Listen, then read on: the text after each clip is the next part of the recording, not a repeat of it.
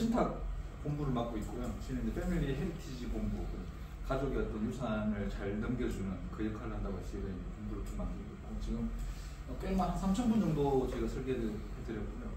제일 살면서 제일 어려운 숙제가 이제 잘 물려주고 잘 물려받는 건데, 엄청나게 민감한 부분이잖아요. 그 민감한 부분을 사실은 제3자가 개입하기 쉽지 않은데, 전 세계적으로 보면 신탁이라는 툴로 개입을 해서 가족 간의 분쟁도 예방하고 필요한 절세 전략도 좀 같이 짜고 하는데, 오늘 주제는 사실 사익을 위해서 하는 것보다는 우리 한수 로타리 클럽의 하나의 프로젝트로 활용할 유산 기부에 대한 개념 지금 설명을 드리고, 어떻게 우리가 접근해야 되느냐, 상당히 뜻깊은 일 같아요. 그래서 그걸 조금 너무 좀 무겁지 않게 제가 설명을 드리고, 중간에 전 변호사하고 저하고 좀 계속 고민해서 이 장표를 만들어가지고 1차적으로 논의를 하고, 오늘 또 좋은 아이디어가 나온 걸 다 취합해가지고 저희 로타리 클럽 차원에서, 한수 클럽 차원에서 뭔가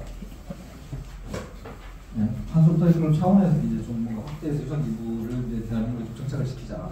또 나아가면 이제 전 국민을 상대로 뭔가 유산 기부하는 문화를 만들고, 미국이나 이런 데는 이미 이제 그 한 10% 정도, 거의 10% 정도 이제 이미 유산을 기부하는 문화가 정착이 되어 있습니다. 지금 사례를 좀 소개해드리겠습니다. 그래서 유산 기부 사례를 국내 그리고 해외 사례를 좀 간단하게 살펴보고, 그 다음에 이제 신탁을 활용한 자산 승계를 같이 병행해서 살피면서 이제 향후에 우리가 프로젝트를 어떻게 이끌어가야 되나, 그런 부분을 좀 설명해 보도록 하겠습니다. 이게 실제 유언입니다. 그러니까 오래전에 한 거기 때문에 그때는 사실 타이핑이 없었죠. 그리고 실제 우리 유언도 실제 자필로 쓰는 게 많은데, 요거는 특이하게 공증인이 공증을 했음에도 불구하고 그때는 타이핑 기술이 없어가지고 유언자가 말하는 거 자필로 적어서 공증을 한 거고요. 이 사진을 보시면 이게 이제 하나의 패밀리인데, 우리 이제 이분이 유한양행을 설립하신 회사이고, 너무나 좋은 회사를 만들고 그거를 사회 환원을 시켜놓고 이제 본인이 돌아가시고, 그게 꽤 오랫동안 그 유지가 돼서 지금 이제 꽤 좋은 일들 많이 하고 있습니다. 유일한 박사님. 유언을 남겼는데 재밌습니다. 1항이 제일 재밌습니다. 본인이 가지고 있는 주식 전부를 신탁기금으로 다 기부한다. 이제 아들, 딸 두 분이 계시고 배우자도 계시는데 전 재산을 기부하는 거죠. 의미가 있는 일이고요. 이건 좀 특이합니다. 아들은 대학까지 공부시켰으니까 자립해서 그냥 살아. 하나도 안 주시는 거죠. 딸한테는 묘소와 주변 땅을 주는데, 그 땅을 동산으로 꾸미고, 유한동산이고, 학생들이 자유롭게 들어왔다 나갔다 할 수 있도록 폐쇄형이 아닌, 그리고 학생들한테 실질적으로 그 활용도를 준비해야 되고요. 이렇게 이제 유언을 남기고, 그리고 이제 손녀는 돌봐야 되는 상황이기 때문에 손녀가 대학 졸업할 때까지는 학자금으로 1만 달러를 준다. 거의 대부분은 지금 신탁 기금에다가 기부를 하고, 약간의 땅을 이제 땅과 재산을 이제 가족들한테 물려줄 케이스인데, 이런 사례들이 사실 미국에는 많이 있죠.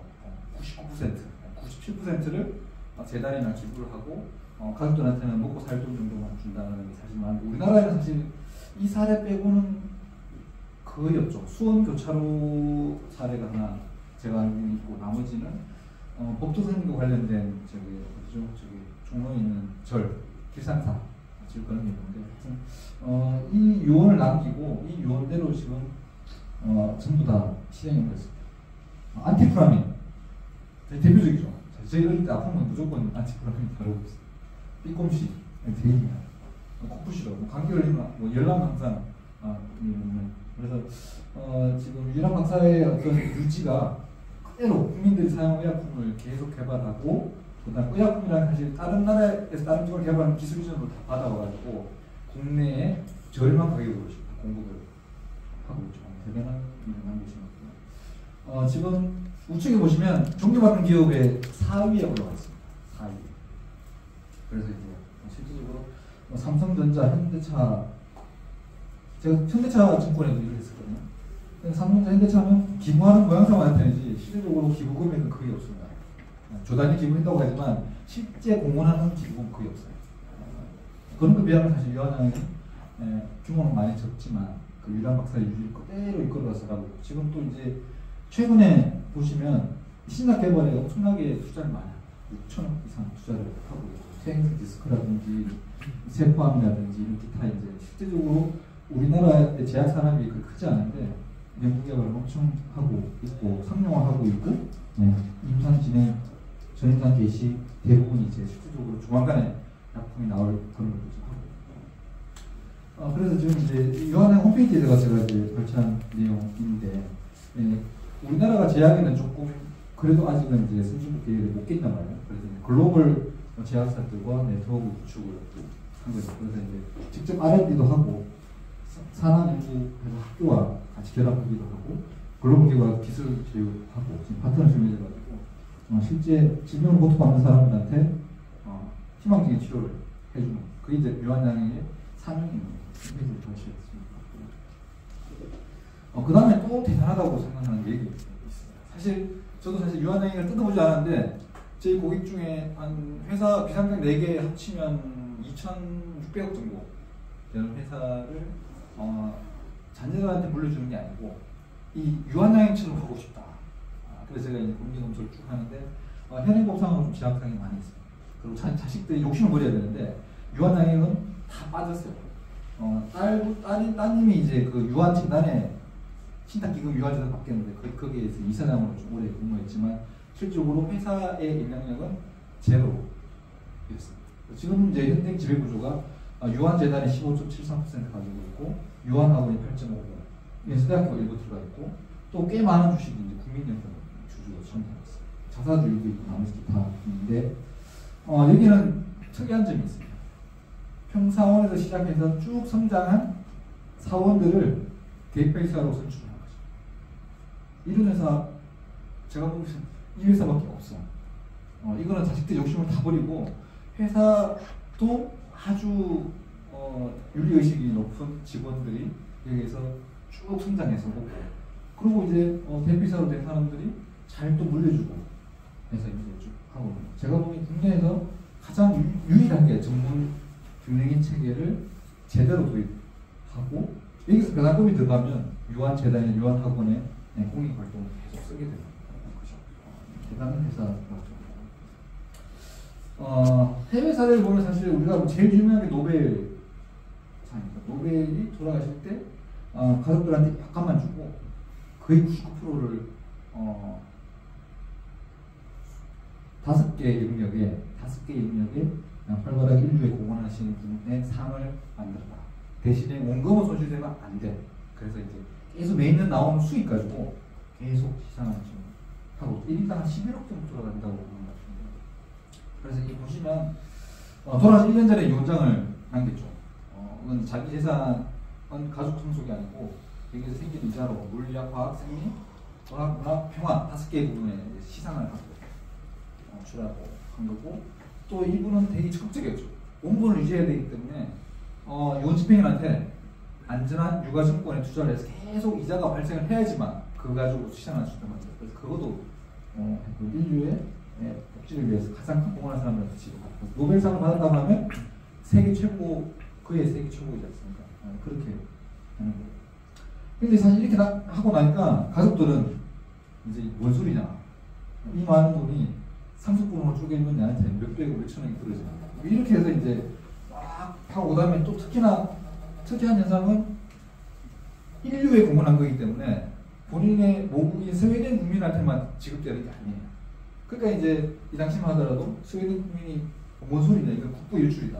왜 우리나라의 부를 온 세계 사람 나눠주냐 이렇게 해서 티격태격 하다가 결국은 이제 유언대로 5년이 지난 시점에 집행이 됐습니다. 대단한 지금 현재로 계속 수익을 만들어가지고 시상을 계속하고 이렇게 만들어놓으면 영구적으로 갈 수 있는 거죠. 영구적으로 본인의 유지를 만들어서 갈 수 있는 거죠. 대단한 거죠. 1901년도에 1회 노벨상이 나왔단 말이죠. 그래서 지금 현재 2022년이다. 엄청난 거죠. 저는 이제 이런 것들을 이렇게 하는 대한민국 기업이나 자산가분들이 많이 나오고 만약에 혼자가 안 되면 저희는 모으면 되잖아요. 칩십만 모아가지고 이렇게 만들어놓으면 너무나 좋을 것 같다는 생각이 들고요. 최근에 이제 이수영 과학재단 이사장이 이분이 특이하죠. 첫사랑을 뭐 거의 노후에 만나가지고 결혼식까지 올리시고 대신에 본인의 재산은 전부 다 한국과학교육재단에 기부하겠다 이렇게 하시는데 아직은 적극적인 기부 활동이 안 이루어진 것으로 보이는데 모르겠어요. 활동 내역들이 잘 안 나와요. 작은 금액만 좀 나오는데 그럼 하여튼 향후에 이제 이걸 많이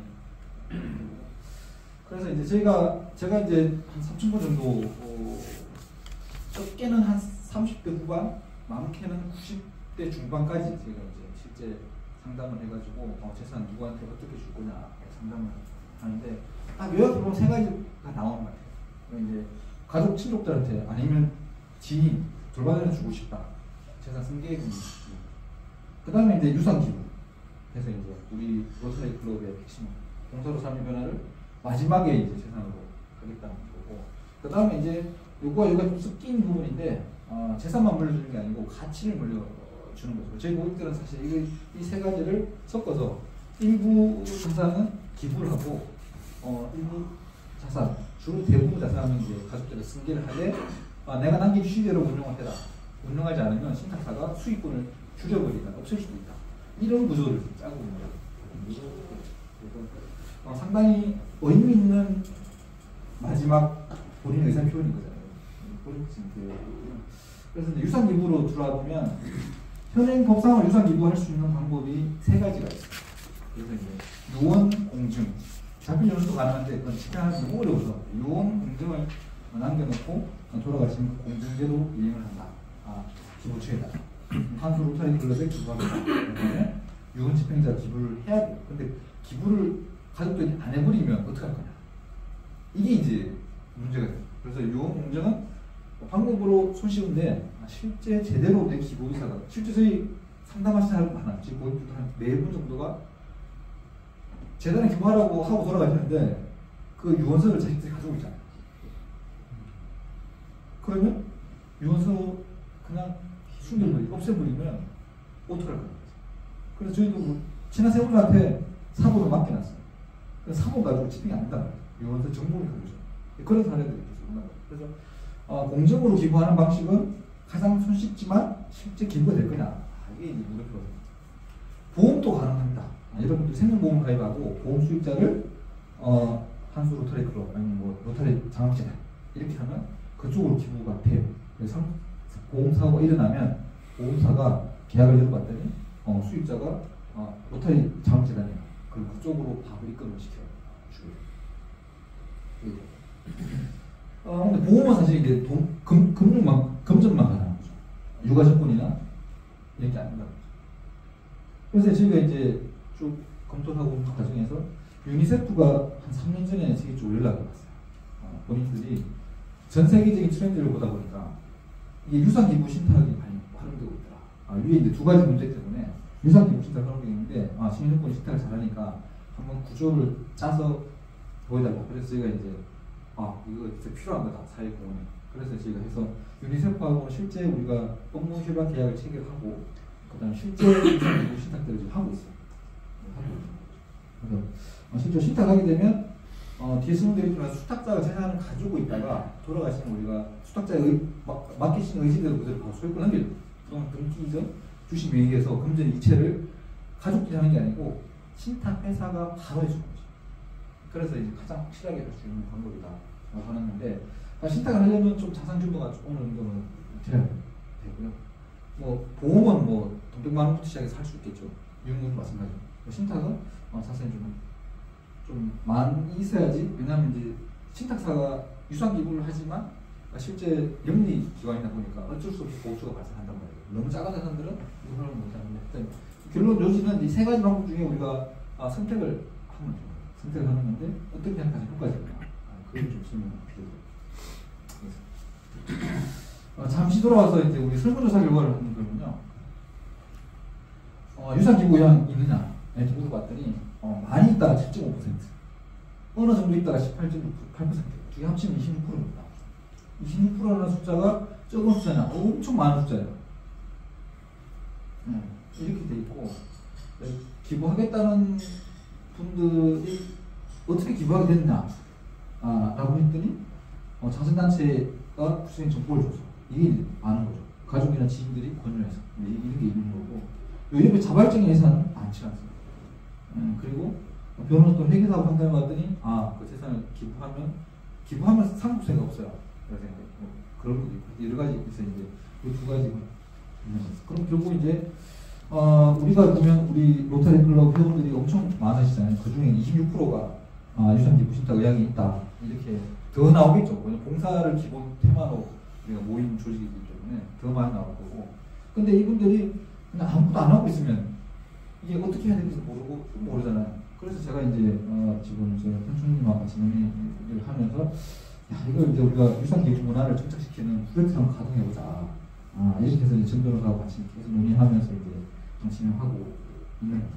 이거 좀 보시죠. 그 다음에 이제 저희가 전체적인 시장을 보기에는 사실 세금 신고 내역이 제일 중요합니다. 그래서 지금 상속세 신고한 게 2021년도에 65조죠. 65조. 이게 시계를 돌려가지고 2018년 17년에 16조였어요. 대한민국 부가 그만큼 성장한 거고, 그 다음에 이제 고령자분들의 자산이, 시니어분들 자산이 너무 많이 있는 거예요. 그렇게 세월이 흘러가면 앞으로 더 증가하는 거죠. 그래서 이게 한 65조. 상속세는 20조입니다. 요걸 보시면 여러분들이 뭔가 고민하셔야 돼요. 왜냐, 이게 20조 때 3조였잖아요. 이게 65조 늘어나면 세가 20조입니다. 이게 7배 성장한 거죠. 근데 상속재산은 3배 성장한 거죠. 세금은 올라가면 급속도로 올라가요. 10억 이상 40%, 30억 이상 50%가. 그러니까 이제 자산 성장 속도보다 세금 성장 속도가 훨씬 높아져요. 그래서 이건 이제 나중에 좀 더 설명했는데 절세 전략을 짜야 되는 이유가 이게 있는 거죠. 그리고 정년은 50조 시장. 제가 처음에 2015년도 신용고 와서 했을 때가 딱 이때였어요. 2조, 3조 사이 상속세가. 그래서 상속세가 없애자. 이건 안 되는데. 그렇게 했는데 불과 몇 년 사이에 20조. 이것도 한 15조는 될 거예요. 35조 세금이에요. 연간. 이걸 국가가 포기하겠느냐? 포기 못하죠. 요 시점에는 포기할 수 있어요. 저도 주장했어요. 상속세 포기하고 더 적극적으로 돈을 벌게 하고 기업을 더 적극적으로 운영하도록 하자라고 했는데, 지금 딱 와서 보니까 그 35조 세금이면 우리 세금세산 비중이 엄청 높아집니다. 그래서 이거는 다른 얘기인데, 기부가 세금을 줄일 수 있는 뭔가 고민을 지금부터 하셔야 된다. 간단하게 약간 사이드로 들어와서 오늘 또 힘들고 있으니까 좀 도움이 되는 내용을 좀 설명드려야 됩니다. 우리가 텍스 플래닝을 하는데 문재인 정부 때 제일 아쉬운 부분 중에 하나가 텍스 플래닝을 다 막아버렸어요. 이건 이렇게 해서 안 돼, 이렇게 안 돼, 다 막아버려가지고. 근데 현재 막을 수 없는 게 하나가 있죠. 이게 뭐냐면 세율 1억, 5억, 10억, 30억을 기준으로 해서 10%, 20%, 30%대 10억만 넘어도 40% 세금이에요. 30억 넘으면 반이 세금이죠. 반이 세금. 그래서 제가 고객님들한테 농담삼아 누구 그러면 이제 돈이 엄청 많으신데 차를 제네시스를 사야 돼, 벤츠를 사야 돼. 회장님 고민하지 마시라. 벤츠 2억짜리 사면 50% 할인된 가격에 사신다고 발상에 전환을 해야지 정신이 건강해진다. 맞는 거잖아요. 본인이 2억을 남겨두면 1억을 누가 가져와요. 근데 자기가 사면 효용가치 없고 발상에 전환해야죠. 그래서 사모님 오늘 저녁 맛있는 거 드세요. 10만원짜리 먹으면 5만원짜리도 할인된 거 먹으면 똑같은 결과다. 그렇게 말씀하는데, 요지는 이 세율이 너무 높다는 거죠. 이 세율이 정해진 게 90년대 후반 경제 성장은 엄청 많이 했잖아요. 그래서 제가 보니까 요 10% 구간을 한 10%까지 올려요. 그리고 이 50% 구간을 한 7, 80% 올려야 돼요. 근데 지금 안 올리고 있죠. 그래서 아마 이번 정부가 이걸 올릴 수도 있는데, 공제 기준을. 근데 위로는 손을 잘 안 대고 요거만 한 5억 정도 올리지 않을까 저는 그렇게 생각하고 있는데, 하여튼 뭐 세금이 엄청 나와요. 계산해보면 100억이면 세금이 45억이에요.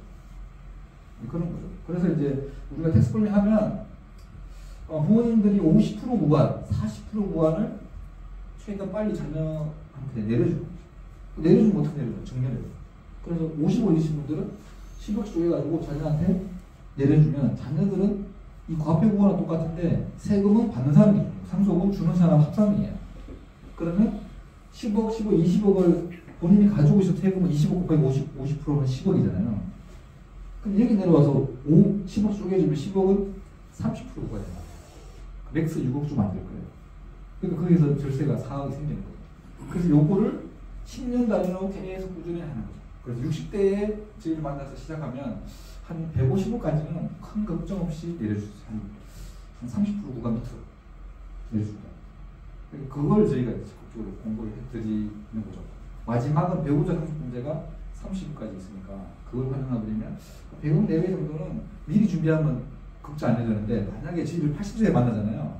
절세풀을 짤 수가 없어. 왜냐? 돌아가신 10년 이전에 한 건 전부 다 합산해서 다 상속세 과표를 보인단 말이에요.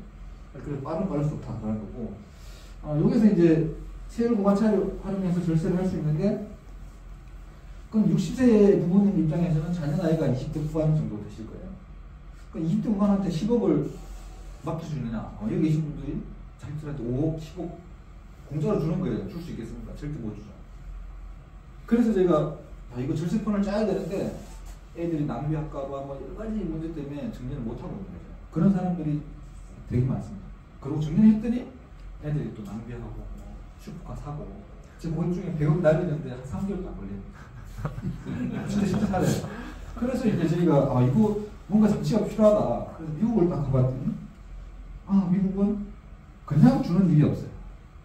자산 카드는 신탁이나 트러스트, 신탁이라는 도구를 통해 가지고 주긴 주되 함부로 못하게 통제권을 잡고 그리고 결혼해서 잘 살면 풀어주고. 제가 그래서 이제 우리 고객들한테 많이 제안을 해서 하고 있는데 이 신탁 통제권을 풀 수 있을 정도로 처리가 어렵다라고 생각하는 나이대를 맞춰보세요. 20세, 25세, 30세, 35세, 40세, 45세. 이 5개 중에 가장 많이 선택하는 연령대가 몇 살 같아요? 40세. 48세. 다른 분들은 전천변 몇 살 같아요? 30대 아닐까? 45세. 45세 깜짝 놀랐어요. 제가 어린 나이가 47세, 48세. 철근 이제 3년 지났는데 실제 그렇게 해서 이제 하고 대신에 결혼해서 잘 살면 신탁을 풀어주는 거예요. 그리고 이제 자식은 믿는데 사위 며느리는 못 믿겠다. 그럴 수도 있죠. 왜냐면 자식하고는 30년 이상 샀는데 사위 며느리는 한두 번 보잖아요. 그럼 결혼시켜. 걱정되잖아요. 그래서 이제 결혼해서 잘 살고 하면 중학교까지 애들도 키워보면 철이 든다. 이렇게 이제 보시는 것 같아요. 그래서 이건 다른 얘기인데 일단 오늘 강의 들었으니까 뭔가 도움되는 게 필요한 거잖아요. 그래서 이제 주실 분, 받으실 분 모두 회피한 케이스죠. 이걸 나중에 주면 세금 너무 많이 나오는 거예요. 50억이면 한 15, 16억 세금 기본으로 절세하더라고요. 그걸 줄여야 돼요. 요거 이제 반드시 한번 주실 분이나 받으실 분이 다 고민을 좀 하고 저희 고객 중에는 자녀 나이 1세 돌 선물로 정리를 시작해요. 본인이 받을 때 하도 고생하고 받아가지고 근데 본인도 돈이 많지 않거든요. 근데 막 정리를 해야 되겠다고 스트레스 받아가지고 그건 좀 너무 빠른 것 같고 한 중학교 정도 할 시점부터는 적극적으로 정리를 하면 세금 걱정 크게 안 하시고 해야 된다. 국가를 원망해도 소용없다. 미리 계획 짜시면 됩니다. 부동산. 제가 이제 이렇게 황당한 그림을 하나 사진을 가지고 왔는데 예를 들면 뭐 100억짜리 강남에 조그마한 상가가 100억짜리 강남이 있다. 100억을 정리를 할 수 있겠습니까? 100억 정리하면 세금 47, 8억 나올 거예요. 정리 공제가 더 적으니까. 못한단 말이에요. 그러면 어떻게 해야 되냐? 나온 것처럼 이 쪼개서 정리해야 돼요. 100억짜리를 이번에 아들, 딸한테 10억씩 정리하고 10년 뒤에 또 10억 정리하고 또 10년 뒤에 3번 정도 플랜짜면 한 60억이 내려가 있잖아요. 내려가 있는 지분에 대한 수익을 임대료 수익을 전부 다 자녀 명의로 다 쌓아가요. 그럼 상속이 일어나면 세금이 상속이 한 70, 80% 이미 돈으로 마련되어 있는 구조인 거죠. 그리고 총 부담은 낮추고 그래서 이제 그럼 쪼개서 주는데 쪼개서 줄 수 있느냐 집을 사람 걱정 많아요. 쪼개서 줄 수 있느냐 쪼개주면 세금을 유리하냐 세금은 유리해요.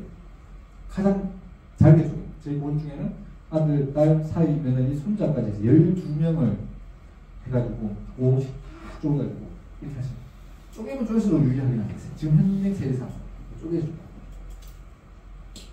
그 다음에 또 문제, 걱정이 있는 거죠. 쪼개주면 우리 평소에도 싸우는데 부동산을 공유한다는 얘기는 공동사업자예요. 그러니까 임대사업자가 원래 아버지가 가지고 있다가 50%는 가지고 있고 25%씩 자녀한테 준다고 하면 사업자가 3명이 되는 거고 공동사업자로 하고 아버님이 집을 많으니까 아버님 대표사업자로서 관리를 하는데 아버님이 앞부분은 안 계시면 그때부터는 자식들이 그 관리를 해야 되는데 생각이 다르죠. 우리 애들 지금 유학 보냈기 때문에 돈이나 필요해. 그런 사람은 이제 팔자고 하고 원소는 예전처럼 이렇게 임대료 수입 하고 5% 수익 나오는 거 있어. 이렇게 해서 싸운단 말이에요. 이 극복할 수 있어야 되잖아요. 오늘 답은 다 가능하다는 거예요. 제가 이제 그걸 설명을 드리는 거고. 그 다음에 지금 보기 이런 분이 있어요. 그러니까 쪼개서 줬는데 아들 사업하다 실패해가지고 아들의 채권자가 갑자기 가족 빌딩에 압류를 해가지고 공유지분자로 들어와요. 엄청 불편하단 말이에요. 그래서 이제 그런 사람들은 그것만 또 경매받는 사람들이 있어요. 왜? 그 가지고 협박을 해서 자기가 10억을 낙찰받았는데 20억으로 사라. 아니면 당신 걸 반가게 팔아라. 왜냐하면 임대할 때 도장 들어가야 되죠. 세금 신고할 때 도장 들어가야 되죠. 뭐 리모델링, 각종의 행위에 공유자들이 다 들어가 있는 거예요. 그게 신탁을 해놓으면 독도 같은 게 신탁을 해놓으면 압류가 부동산에 압류가 못 들어. 압류가. 그래서 이제 이런 것들을 제가 진행을 하고 있고, 그래서 부동산 안에 계신 분들은 일부 정리하고 신탁 치워서 통제권을 행사하고 압류도 안 되게 하고 의사결정도 제 고업 중에는 이런 분이 있어요. 자녀 3명한테 3분의 1씩 주고 요 건물 관리에 대한 일체 권한은 누구한테 준다? 우리 장남한테 준다. 아니 우리 딸한테 준다. 이렇게 정해놓으면 이게 작동해요. 왜냐하면 신탁은 소유권이 신탁사로 넘어가 있어요. 그 신탁사는 어떻게 하냐? 신탁 계약이 시킨다는 거예요. 신탁 계약을 읽어봤더니 이거 파는 거, 임대, 시설관리 모든 걸 누구한테 의사결정 받아라. 이렇게 해놓으면 우리는 그 의사결정을 하는 거예요.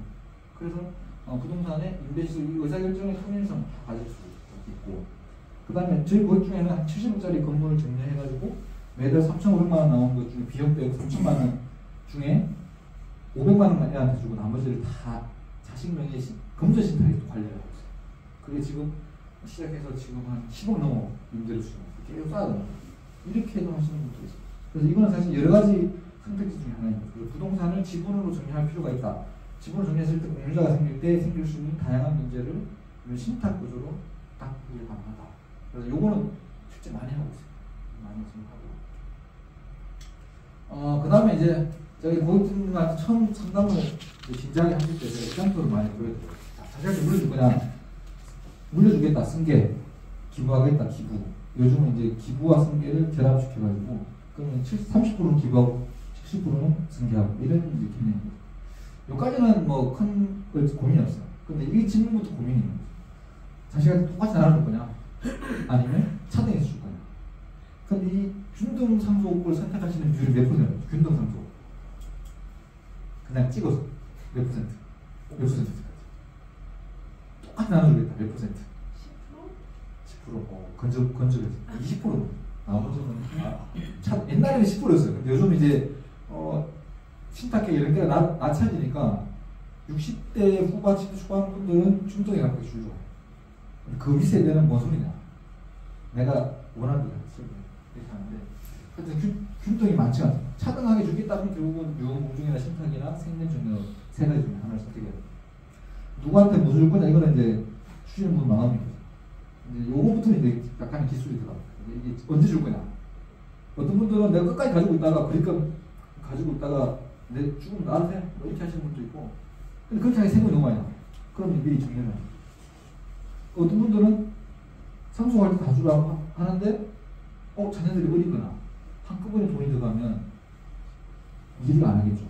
그래서 내 사후에 10년 동안 신탁 관리하고 보관하고 있다가 10년짜리 일했다는 원천징수 영수증을 가지고 오면 그때 줘. 실제 계약 사례 그렇게 하고, 어떤 분들은 아들 둘 중에 경쟁을 시킵니다. 10년 동안 번 거에 10배를 선택해가지고 나머지 다 기부하겠다. 멈춘 열심히 일할 수 있는 동인을 만들어줘. 이게 인센티브시죠. 이것도 하고, 뭐, 어떻게 줄 거냐. 뭐, 정량 효율학서, 이거 별 필요성이 없는 거고, 신탁해서 주고, 상속 있다고 해요. 이혼하시는 분들도 있고, 이렇게 되죠.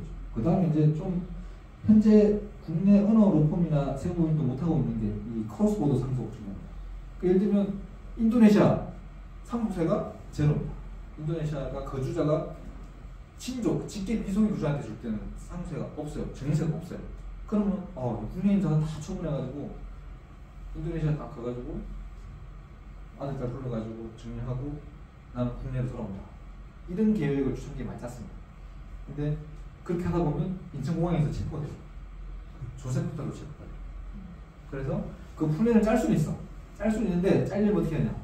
국내에 안 돌아온다. 100골이 되기 전까지 안 돌아온다. 이렇게 딱 하면 가능해요. 그래서 그 100골과 그 기간, 얼마 기간이 지나야 되고 저희가 이제 연구를 좀 하고 있는데 요거 있으면 되게 매력적이죠. 세금이 엄청나게 절세가 되니까. 그래서 요거 제 본 중에는 일본은 상속세가 55%예요. 55%. 우리보다 5% 많잖아요. 실제 제가 전화를 받았어요. 광고를 막 하니까 전화를. 본인 자산이 일본에 한 2천억 정도 있는데 이분이 이제 제1국공이죠. 그래서 자기가 알아봤더니 일본의 세금 내기는 아깝고 세율을 봤더니 국내가 50%니까 5% 차이잖아요. 2천에 5%면 꽤 큰 돈이란 말이에요. 그래서 오면서 이거 방법을 찾아줘.